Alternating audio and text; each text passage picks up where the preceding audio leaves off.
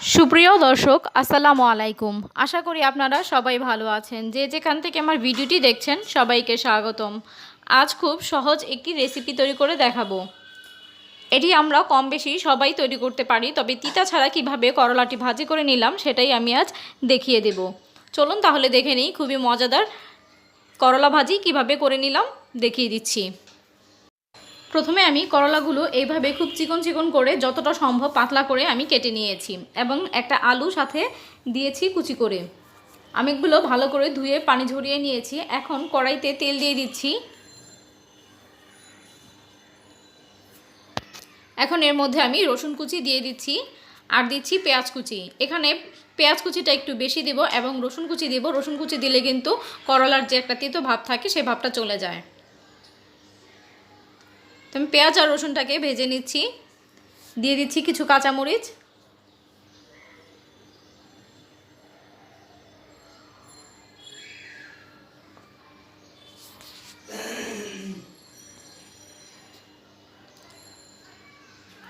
পেঁয়াজ মরিচটাকে লাল করে ভাজবো না, এরকম একটু সাদা থাকবে কিন্তু নরম হয়ে যাবে। এই পর্যায়ে আমি দিয়ে দিব দেশি গুঁড়ো চিংড়ি।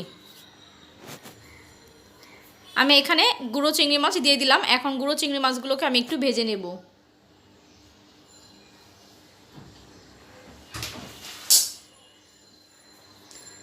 মাছগুলো ভাজা হয়ে গেলে এখন এর মধ্যে দিয়ে দিব হাফ টেবিল চামচ হলুদ গুঁড়ো আর দিয়ে দিব পরিমাণ মতো লবণ। দিয়ে একটু ভালো করে মিশিয়ে আবারও নেড়েচেড়ে ভেজে নিব।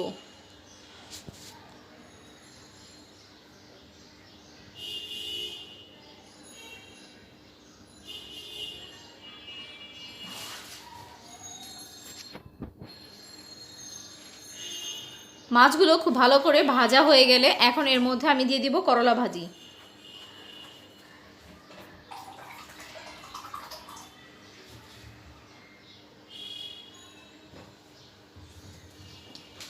এবার ভালো করে নেড়েচেড়ে মিশিয়ে নেব।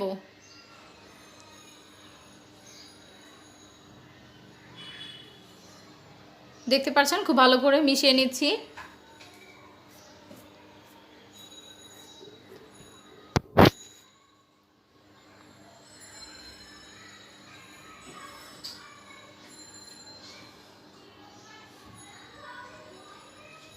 খুব ভালো করে মেশানো হয়ে গেলে চুলার আঁচটা এই পর্যায়ে কমিয়ে দিয়ে রান্না করব। আমি কিন্তু ঢাকনা দিয়ে ঢেকে দিব না, কারণ ঢাকনা দিয়ে ঢেকে দিলে করলাটা তিতা হয়ে যাবে।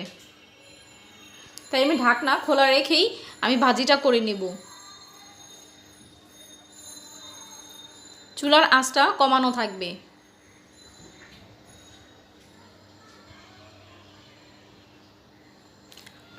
পাঁচ মিনিট পর আমি আবারও উল্টে পাল্টে নেড়ে চেড়ে দিচ্ছি যেন নিচে লেগে না যায় এবং পুড়ে না যায়। দেখতে পাচ্ছেন করলার কালারটা চেঞ্জ হয়ে গিয়েছে, তার মানে করলা ভাজিটা প্রায় সিদ্ধ হয়ে গিয়েছে।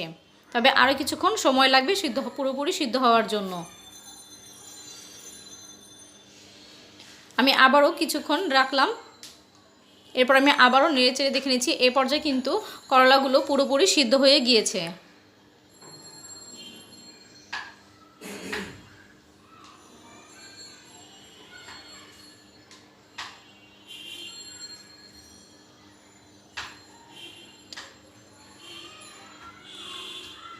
এখন এর মধ্যে দিয়ে দেব কিছু ধনিয়া পাতা কুচি, দিয়ে আরেকটু মিশিয়ে নেড়েচেড়ে নামিয়ে নেব। করলা ভাজিটা কিন্তু হয়ে গিয়েছে। দেখতেই পারলেন কত সহজে আমি করলা ভাজিটি করে নিলাম। এখন আমি নামিয়ে পরিবেশন করে নিচ্ছি। দেখতেই পাচ্ছেন কত সহজে মজাদার করলা ভাজিটি তৈরি করে নিলাম। এই করলা ভাজিটা কিন্তু একটুও তিতে হয়নি, খেতে ভীষণই মজার হয়েছে। আশা করছি আপনাদেরও ভালো লাগবে। আপনাদের যদি ভালো লেগে থাকে তাহলে অবশ্যই লাইক কমেন্ট শেয়ার করে দিবেন এবং আমার চ্যানেলে যারা নতুন আছেন তারা অবশ্যই চ্যানেলটিকে সাবস্ক্রাইব করে অল বাটনে ক্লিক করে রাখবেন যেন আমি ভিডিও দেওয়ার সাথে সাথে আপনারা নোটিফিকেশন পেয়ে যান। আর যারা অলরেডি আমার চ্যানেলটিকে সাবস্ক্রাইব করেছেন তাদেরকে অসংখ্য ধন্যবাদ। আবারও হাজির হব নতুন কোনো ভিডিও নিয়ে। আজ এই পর্যন্তই। আল্লাহ হাফেজ।